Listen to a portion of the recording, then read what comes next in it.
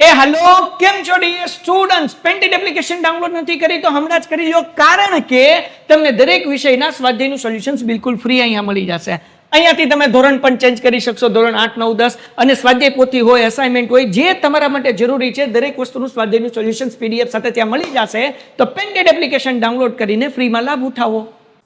નમસ્કાર વિદ્યાર્થી મિત્રો, સ્વાગત છે તમારું તમારી પ્રિય યુટ્યુબ ચેનલ પેન્ટેડ સાથીમાં। મિત્રો, આજે આપણે ધોરણ 10 વિજ્ઞાનના પ્રકરણ 5 જૈવિક ક્રિયાઓના સ્વાધ્યાયના પ્રશ્નોને તેના ઉત્તર જોઈશું। નીચેના પ્રશ્નોના માગ્યા મુજબ જવાબ આપો। 1. મનુષ્યમાં મૂત્રપિંડ એ ખાલી જગ્યા સાથે સંકળાયેલ એક તંત્રનો ભાગ છે। જવાબ સી ઉત્સર્જન। 2.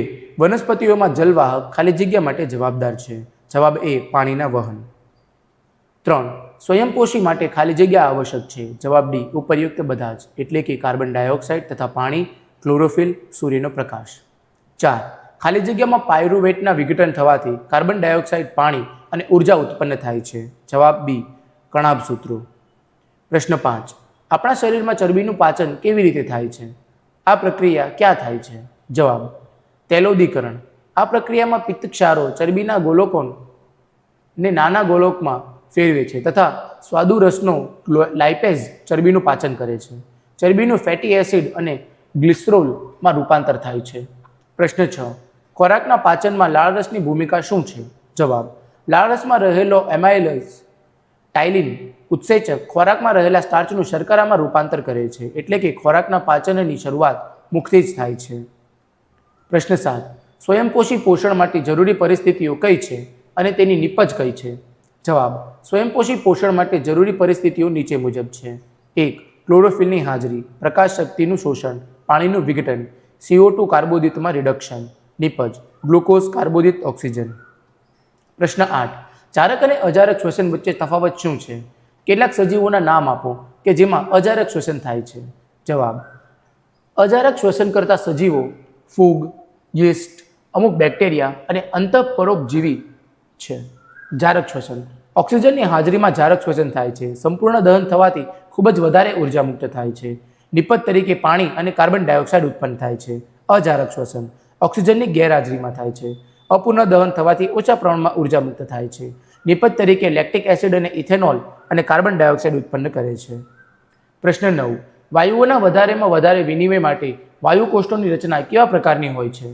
જવાબ ફેફસામાં વાયુકોષ્ઠો આવેલા હોય છે જે શ્વાસવાહિનીની છેડે આવેલી ફુગ્ગા જેવી રચના ધરાવે છે જે વિસ્તૃત સપાટી પૂરી પાડે છે જેથી વાયુ વિનિમય વધારે ઝડપી બને છે। हेलो केम छो dear students painted application download નથી કરી તો હમણાં જ કરી લો કારણ કે તમને દરેક વિષયના સ્વાધ્યાયનું સોલ્યુશન્સ બિલકુલ ફ્રી અહીંયા મળી જશે। અહીંયાથી તમે ધોરણ પણ ચેન્જ કરી શકશો ધોરણ 8 9 10 અને સ્વાધ્યાય પોથી હોય અસાઇનમેન્ટ હોય જે તમારા માટે જરૂરી છે દરેક વસ્તુનું સ્વાધ્યાયનું સોલ્યુશન્સ પીડીએફ સાથે ત્યાં મળી જશે તો પેન્ટેડ એપ્લિકેશન ડાઉનલોડ કરીને ફ્રીમાં લાભ ઉઠાવો। પ્રશ્ન 10. આપણા શરીરમાં હિમોગ્લોબિનની ઉણપને પરિણામે શું થઈ શકે છે? જવાબ આપણા શરીરમાં હિમોગ્લોબિનની ઉણપને લીધે એનિમિયા એટલે કે પાંડુ રોગ થાય છે। જો શરીરમાં હિમોગ્લોબિનનું પ્રમાણ ઘટે તો કોષને પૂરતા પ્રમાણમાં ઓક્સિજન મળતો બંધ થઈ જાય છે અને પૂરતા પ્રમાણમાં શક્તિ ઉત્પન્ન થતી નથી જેથી અશક્તિ અનુભવી, થાક લાગવો, કંટાળો આવવો જેવા લક્ષણો જોવા મળે છે। પ્રશ્ન 11. મનુષ્યમાં રુધિરનું બેવડું પરિવહનની વ્યાખ્યા આપો, તે શા માટે જરૂરી છે? જવાબ મનુષ્યમાં દરેક ચક્ર દરમિયાન રુધિર હૃદયમાંથી 2 વખત પસાર થાય છે તેને રુધિરનું બેવડું પરિવહન કહે છે।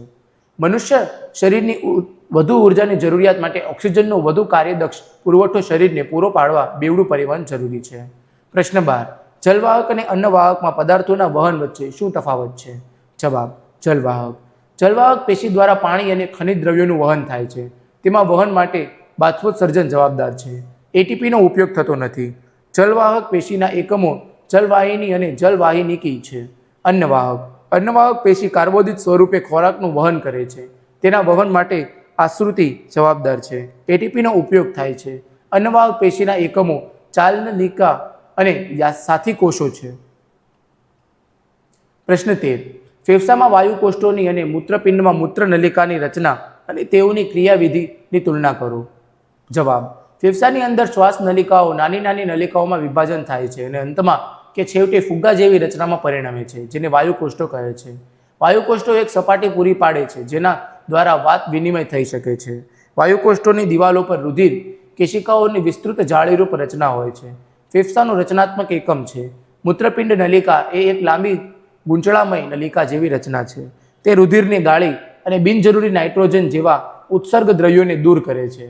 તેના અગ્રભાગે બાઉમેનની કોથળી હોય છે, જેમાં રુધિર કેશિકાઓ અને રુધિર કેશિકા જાળ હોય છે. મૂત્રપિંડની રચનાનો મહત્વનો એકમ છે. મિત્રો, અહીં આપણો સ્વાધ્યાય એ પૂર્ણ થાય છે. તમે હજુ સુધી પેન્ટેડ સાથે ન જોડાયા હો તો આજે જ પેન્ટેડ સાથીને સબસ્ક્રાઇબ કરો. હવે આપણે મળીશું એક નવા પાઠના સ્વાધ્યાયના પ્રશ્નો અને તેના ઉત્તરો સાથે. હેલો, કેમ છો dear students? Painted application download નથી કરી તો હમણાં જ કરી લો, કારણ કે તમને દરેક વિષયના સ્વાધ્યાયનું સોલ્યુશન્સ બિલકુલ ફ્રી અહીંયા મળી જશે. અહીંયાથી તમે ધોરણ પણ ચેન્જ કરી શકશો, ધોરણ 8, 9, 10 અને સ્વાધ્યાય પોથી હોય, અસાઇનમેન્ટ હોય, જે તમારા માટે જરૂરી છે દરેક વસ્તુનું સ્વાધ્યાયનું સોલ્યુશન્સ PDF સાથે ત્યાં મળી જશે. તો પેન્ટેડ એપ્લિકેશન ડાઉનલોડ કરીને ફ્રીમાં લાભ ઉઠાવો.